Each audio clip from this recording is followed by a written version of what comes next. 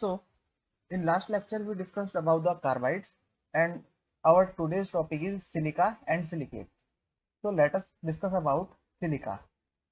What is silica? Silica का जो molecular formula है वो है SiO2 और इसकी फिजिकल स्टेट की हम बात करें तो ये एक सॉलिड फॉर्म में क्रिस्टलाइन फॉर्म में मिलता है जिसके एग्जांपल्स है हमारे पास क्वार्ट्ज एंड ट्राइडेमाइड। जैसे देखो यहाँ पर सिलिका सिलिकेट्स इनमें बहुत ज्यादा डिफरेंस नहीं होता है, छोटा सा डिफरेंस है। वो क्या है वो हम जैसे जैसे पढ़ेंगे आगे डिस्कस करते चलेंगे। तो हमारे पास ये जो है सिलिका, इसका मॉलिक्यूलर फॉर्मूला मैंने बताया SiO2 और क्रिस्टलाइन फॉर्म में मिलता है, सॉलिड फॉर्म में मिलता है। एग्जांपल है इनके क्वार्ट्ज एंड ट्राइडेमाइट, ये एग्जांपल हमको याद रखना है, ठीक है।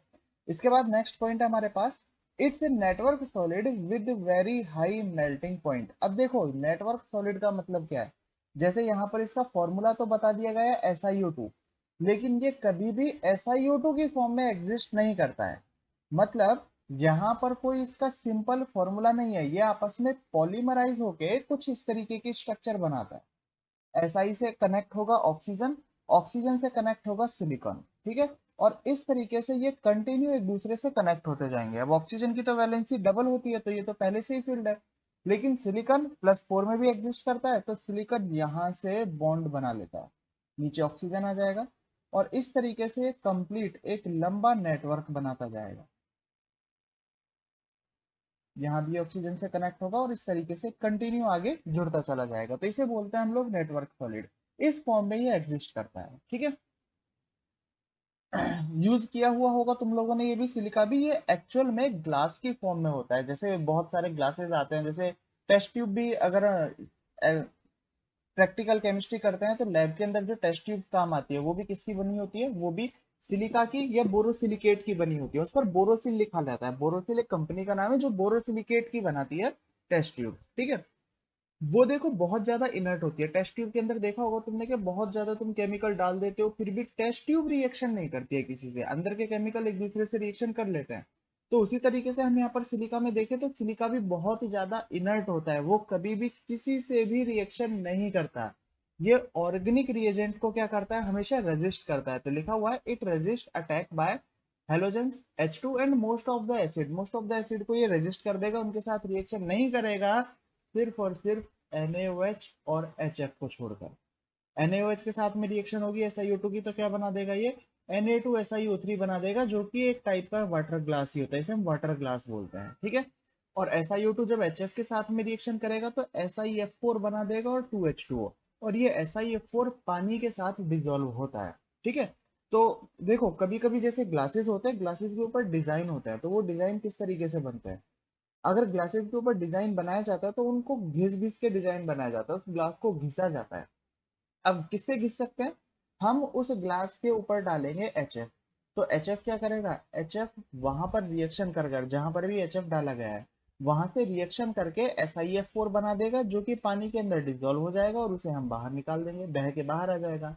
तो होगा क्या, उस ग्लास पर जहां पर भी HF डाला गया है वहां पर निशान बन जाएगा और उसी से हम धीरे धीरे धीरे धीरे करके डिजाइन बना सकते हैं, ठीक है। तो इस तरीके से HF काम में लिया जाता है, इस तरीके से ये यूजफुल होता है। तो सिलिका बस हमारे पास इतना सा ही है, बहुत ज्यादा इंपॉर्टेंट नहीं है। अब हमारे पास जो नेक्स्ट टॉपिक है वो है हमारे पास सिलिकॉन। तो सिलिकॉन्स क्या होते हैं देखो, these are organosilicon polymer containing SiO लिखिए। ऑर्गेनोसिलिकन का मतलब क्या होता है, जिसमें ऑक्सीजन सिलिकॉन से जुड़ा हुआ हो, मतलब जिसके अंदर भी SiO लिंकेज आएगा उसे हम क्या बोलेंगे, उसे हम ऑर्गेनोसिलिकन बोलेंगे, ठीक है। किस तरीके से बन सकते हैं ये एल्काइल और एराइल सब्सटीट्यूटेड क्लोरोसिलेंस का हाइड्रोलिसिस अगर कराया जाए तो वहां से क्या बन सकते हैं, ऑर्गेनोसिलिकन लिंकेज वहां पर बन सकता है, ठीक है। देखो ऑर्गेनोसिलिकन्स और सिलिका में क्या डिफरेंस है मेनली बता देता हूं मैं। जैसे सिलिका में पढ़ा था हम लोगों ने कि कंप्लीट एक नेटवर्क सॉलिड होता है। नेटवर्क सॉलिड किस तरीके से, SiO ये कंटिन्यू एक दूसरे से जुड़ते जाते हैं, ये नीचे जुड़ जाएगा और इसी तरीके से ये कंटिन्यू एक नेटवर्क टाइप में बना लेगा। तो इस नेटवर्क सॉलिड को हम बोल सकते हैं सिलिका, ठीक है। और इसमें ये जो लिंकेज है, ये लिंकेज क्या होगा, ये लिंकेज होगा हमारे पास सिलिकॉन्स, मतलब जिस कंपाउंड में ऐसे लिंकेज मिलेंगे उस लिंकेज को हम सिलिकॉन्स बोलते हैं। और ऐसे लिंकेज हमें सिलिकेट्स के अंदर भी मिलते हैं, तो सिलिकेट्स भी सिलिकॉन्स की एक कैटेगरी ही है। मतलब सिलिकॉन से एक टाइप की कैटेगरी हम इसे बोल सकते हैं, ठीक है। अच्छा, एक क्वेश्चन ये भी पूछ लिया जाता है कि ये लिंकेज बनाते क्यों है, ऐसा नेटवर्क सॉलिड क्यों फॉर्म करते हैं, कार्बन की तरह सिंपल कंपाउंड में क्यों नहीं रह सकते, कार्बन भी ऐसा सी बॉन्ड ओ का कोई नेटवर्क सॉलिड नहीं बनाता, तो कार्बन क्यों नहीं बनाता, सिलिकॉन क्यों बनाता है। इसका देखो एक बहुत सिंपल सा एग्जांपल है, मैं एग्जांपल बता देता हूँ, उसके बाद फिर हम आगे सिलिकॉन को कंटिन्यू करेंगे। मान लो हमारे पास कोई कंपाउंड है जैसे आर, एस आई, आर, और यहाँ पर है दो क्लोरीन अटैच है। अगर मैं इसका हाइड्रोलिसिस कराता हूँ तो हाइड्रोलिसिस कराने से क्या होगा, जैसे मैंने HOH लगाया और HOH लगाया, तो यहाँ से HCl रिमूव हो जाएगा और OH क्लोरीन की जगह पर आकर अटैच हो जाएगा, ठीक है। तो यहाँ से मैं रिमूव कर देता हूँ 2HCl। जब यहाँ से 2HCl रिमूव किया तो क्या बनेगा, देखो आर, सॉरी ऐसा ही आएगा, आर एस आई, यहाँ पर आएगा OH एंड यहाँ पर आएगा OH, ठीक है। सेम ऐसा हम एक बार कार्बन के केस में भी करके देखते हैं कि कार्बन के केस में क्या होता है। कार्बन के केस में ऑर्गेनिक में ये रिएक्शंस पढ़ाई जाएंगी, मे बी पॉसिबल अगर चैप्टर पढ़ लिया हो तो ये आ भी गई हैं। यहाँ से HOH आएगा, सेम रिएक्शन होगी, 2HCl यहाँ से बाहर निकलेंगे और अटैच हो जाएगा यहाँ पर OH। और हम यहाँ पर क्या करते हैं, जब एक ही कार्बन के ऊपर दो OH आ जाए तो उसे या तो हीट किया जाए या फिर नॉर्मली थोड़ी सी एनर्जी देने पर ये यहाँ से H2O रिमूव कर देता है, और जब H2O रिमूव कर देता है तो ये बनाता है कार्बन डबल बॉन्ड ऑक्सीजन, जिसे हम क्या बोलते हैं, जिसे हम बोलते हैं कीटोन। अब कार्बन की फैमिली का ये एलिमेंट है सिलिकॉन, तो यहाँ भी ऐसा हो जाना चाहिए क्योंकि सेम एलिमेंट है, सेम फैमिली के एलिमेंट है, तो प्रॉपर्टी सेम होनी चाहिए, तो SI डबल बॉन्ड O। तो क्या हमने कभी ऐसा कोई कंपाउंड देखा है जिसमें SI डबल बॉन्ड O आए, नहीं। कीटोन का तो हम पूरा चैप्टर पढ़ेंगे ऑर्गेनिक केमिस्ट्री के अंदर, लेकिन SI के बारे में ऐसा कोई कंपाउंड हमने देखा ही नहीं है। तो ऐसा रीजन क्या है इसका, इसका रीजन है इनकी बॉन्ड एनर्जी। हमेशा याद रखना कि C डबल बॉन्ड O ज्यादा स्टेबल होता है SI डबल बॉन्ड O से, ठीक है। और SI डबल बॉन्ड O की केस की बात करें तो सिलिकॉन और ऑक्सीजन के बीच में डबल बॉन्ड स्टेबल ही नहीं होता। डबल बॉन्ड बनाने के बजाय सिलिकॉन दो बार ऑक्सीजन से जुड़ जाएगा, मतलब दो बार ऑक्सीजन से जुड़ना पसंद करेगा, लेकिन ये डबल बॉन्ड नहीं बनाएगा। तो हम बोल सकते हैं कि कार्बन के केस में तो कीटोन पॉसिबल हो सकता है, कार्बन डबल बॉन्ड O बन सकता है, लेकिन सिलिकॉन के केस में डबल बॉन्ड के बजाय सिंगल बॉन्ड ज्यादा स्टेबल है बॉन्ड एनर्जी की वजह से, ठीक है। और सिंगल बॉन्ड ज्यादा स्टेबल है तो यहाँ क्या होगा, आर, SI, आर, ये क्या करेगा, ये यहां से ऑक्सीजन से आगे कंटिन्यू बॉन्ड बनाता चला जाएगा, ठीक है। डबल बॉन्ड बनाने की बजाय यहां से H2O नहीं निकलेगा, बल्कि ये पॉलीमराइज हो जाएगा और SiO SI लिंकेज बना लेगा, ठीक है। तो इसीलिए कार्बन के केस में नेटवर्क सॉलिड नहीं बनता क्योंकि वो डबल बॉन्ड O बनाकर स्टेबल है, तो ये आगे बॉन्ड नहीं बनाएगा। लेकिन सिलिकॉन के केस में डबल बॉन्ड O स्टेबल नहीं है, तो ये क्या करेगा, ये पॉलीमराइज हो जाएगा और आगे कंटिन्यूअसली बॉन्ड बनाता चला जाएगा, ठीक है।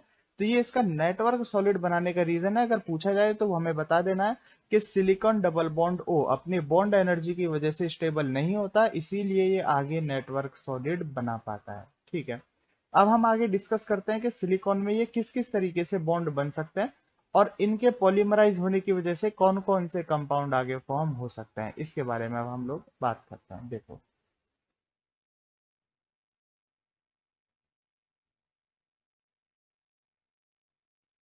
देखो सबसे पहले हम बात करें, ग्रिग्नार्ड रिएजेंट की रिएक्शन कराई जाएगी। ग्रिग्नार्ड रिएजेंट हम जानते हैं RmGCl, इसकी रिएक्शन कराते हैं हम लोग SiCl4 से। जब इसकी रिएक्शन कराई SiCl4 से तो क्या होगा, एक क्लोरीन रिप्लेस हो जाएगा R से और बनेगा R SiCl3 प्लस MgCl2। देखो यहां से एक क्लोरीन रिप्लेस हुआ किससे, R से, तो ये बना MgCl2 और R इधर आया तो RSiCl3 यहां पर बना है, ठीक है। पहले टाइप का कंपाउंड। दूसरे टाइप का कंपाउंड, RmGCl के इस बार हमने लिए दो मॉलिक्यूल, ठीक है, प्लस साथ में SiCl4 तो है ही जैसे पहले था। इस बार क्या होगा, देखो दो R रिप्लेस हो जाएंगे दो क्लोरीन से, तो बनेगा हमारे पास R2SiCl2 प्लस 2MgCl2। तीसरा 3RMgCl प्लस SiCl4। तो इस बार 3 R रिप्लेस हो जाएंगे और बनेगा हमारे पास R3SiCl प्लस 3MgCl2। ठीक है, तो हमें याद रखना है कि कंपाउंड कौन से बन रहे हैं। SiCl4 में एक बार एक R रिप्लेस किया, दूसरे में 2 R रिप्लेस किए और तीसरे में 3 R रिप्लेस किए। तो RSiCl3, R2SiCl2 और R3SiCl। ठीक है, इन्हीं से अलग अलग टाइप के कंपाउंड हमारे पास बनने वाले हैं। यहाँ पर R का मतलब कोई भी एल्काइल या एराइल ग्रुप हो सकता है। यहाँ पर R क्या क्या हो सकते हैं, यहाँ पर R CH3 भी हो सकता है, C2H5 भी हो सकता है एल्काइल, या फिर अगर एराइल लगाएं तो C6H5 भी हो सकता है। यहाँ पर R का मतलब ये कोई से भी ग्रुप हो सकते हैं। ठीक है, अब हम इसमें आगे चलते हैं। अब सबसे पहले हम हाइड्रोलिसिस कराएंगे RSiCl3 का, सॉरी R3SiCl का कराते हैं। सबसे पहले हम हाइड्रोलिसिस करा रहे हैं R3SiCl का। जब इसका हाइड्रोलिसिस कराया जाएगा, H2O के साथ में रिएक्शन कराई तो देखो क्या कंपाउंड बनेगा। यहां से HCl को रिमूव कर देते हैं, ये HCl यहां से रिमूव हो जाएगा और क्लोरीन की जगह अटैच हो जाएगा ये डायरेक्टली OH। तो R3SiOH। ठीक है, जब ये R3SiOH अपना पॉलीमर बनाएगा दूसरे इसी के जैसे कंपाउंड के साथ, देखो OH SiR3 सेम इसी तरीके से बनाया मैंने। R3 का मतलब है 3 R यहाँ पर अटैच हैं, ये R3 का मतलब है। ठीक है, तो यहां से अगर मैं H2O को रिमूव कर देता हूं तो यहां से H2O को रिमूव किया तो देखो क्या बना। यहाँ पर SiO SI लिंकेज यहाँ पर आया और यहाँ पर क्या जुड़े हुए हैं R3। R3 मतलब 3 3 R, इससे मैं कंटिन्यू अटैच कर देता हूँ। ये R, ये R, ये R, इसी तरीके से यहाँ पर ये R आ जाएंगे। ठीक है, तो ये क्या बना हमारे पास, ये एक डाइमर बना। तो याद रखना है हमको, जब भी हमें R3SiCl दिया हो मतलब क्लोरीन एक है और 3 R ग्रुप जुड़े हुए हैं, तो वो पॉलीमराइज होके क्या बना सकता है, सिर्फ ओनली एंड ओनली डाइमर यहाँ पर फॉर्म कर सकता है। ठीक है, और R3SiCl। ठीक है, नेक्स्ट हम बात करते हैं R2SiCl2 के बारे में। R2SiCl2, अगर हमें R2SiCl2 दिया गया है तो किस तरीके से रिएक्शन हो सकती है, देखो Si 2 R यहाँ पर अटैच है जैसा भी हमने थोड़ी देर पहले पढ़ा था, और 2 क्लोरीन यहाँ पर अटैच है, प्लस साथ में क्या होगा, H2O है तो HOH आएंगे। यहां से क्या रिमूव होगा, HCl, और यहां से क्या रिमूव होगा, HCl। तो 2 क्लोरीन को रिप्लेस करके अब आ चुके हैं यहां पर 2 OH। 2 OH यहाँ पर आ चुके हैं। अब देखो, अब जब ये पॉलीमराइज होंगे तो पॉलीमराइज किस तरीके से हो सकता है आपस में, R SI से जुड़े हुए हैं, दो तो R जुड़े हुए हैं, प्लस OH है और OH है, इसी के साथ में दूसरा मॉलिक्यूल इसी के जैसा R एंड R। देखो ऐसे कंटिन्यूअसली यहाँ पर मॉलिक्यूल है, इधर भी मॉलिक्यूल और इधर भी मॉलिक्यूल है, तो क्या होगा, यहां से जब H2O, यहां से हमने H2O रिलीज किया, तो जब H2O रिलीज होगा यहां से तो क्या कंपाउंड बनेगा, HO SI R R oxygen and SI, linkage बन गया SiO SI R R and OH। ठीक है, ये हमारे पास कंपाउंड बना। अब इसमें देखो OH अभी साइड में और भी है, मतलब इसके साइड में एक मॉलिक्यूल अगर इधर आ जाए और एक मॉलिक्यूल इधर इधर आ जाए तो ये क्या होगा, ये कंटिन्यू लीनियरली चेन बना सकता है। तो हम बोल सकते हैं O का लिंकेज इधर बनेगा, उसके बाद SI R R O SI O, फिर कंटिन्यूअसली ऐसे लिंकेज जाएगा।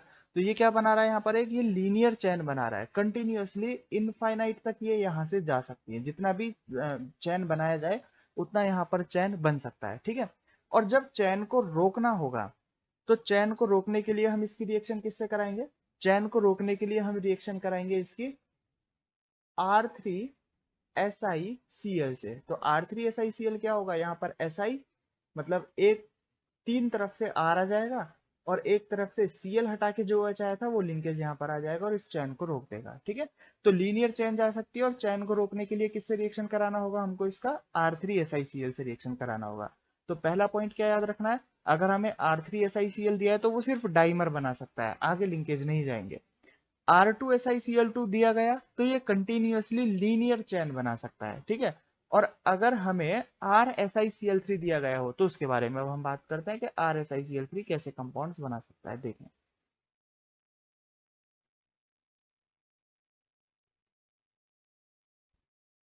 हम यहां पर ले लेते हैं RSiCl3।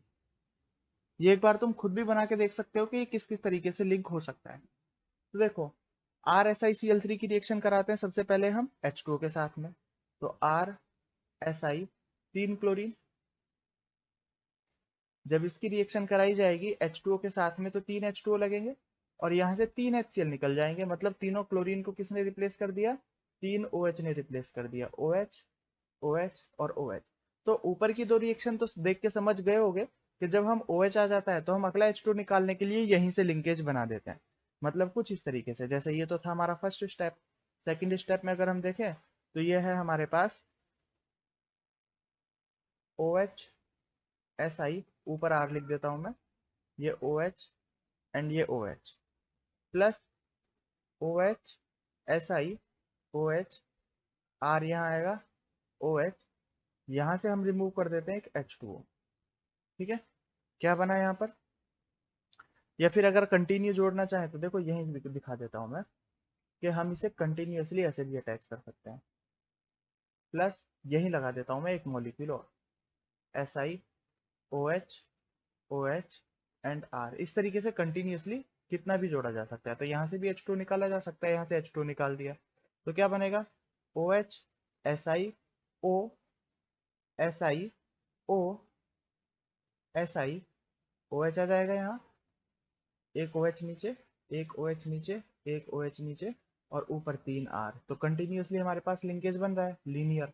ठीक है, अब इस लीनियर लिंकेज को क्रॉस लिंक में भी कन्वर्ट किया जा सकता है। कैसे, जैसे हमारे पास ये लिंकेज आया, जैसे लास्ट जो हमारा कंपाउंड बना उसी को हम उठा लेते हैं। ये हमारे पास कंपाउंड बना R R एंड R। ठीक है, नीचे है OH OH एंड OH। अब इसी के जैसा दूसरा मॉलिक्यूल और मैं यहां पर रख रहा हूं, इसी के जैसा। वो कैसे रखेंगे, देखो, OH SI OH O SI OH O SI OH OH और नीचे R। ठीक है, यहां से H2O अब रिमूव किया जा सकता है और जब यहाँ से H2 रिमूव किया तो एक लिंकेज हमारे पास अब नीचे की तरफ भी बन चुका है। और इसी तरीके से यहाँ से भी H2 जब हम किसी दूसरे मॉलिक्यूल के साथ रिमूव करेंगे तो यहाँ से भी हमारे पास और लिंकेज बन सकते हैं। OH है तो हाइड्रोजन यहाँ से रिमूव हो जाएगा। ठीक है, यहाँ से भी लिंकेज रिमूव किया जा सकता है। तो देखो क्या बनेगा कंपाउंड हमारे पास, ये एक टाइप का क्रॉस लिंकेज में नेटवर्क सॉलिड बनेगा। ऊपर R,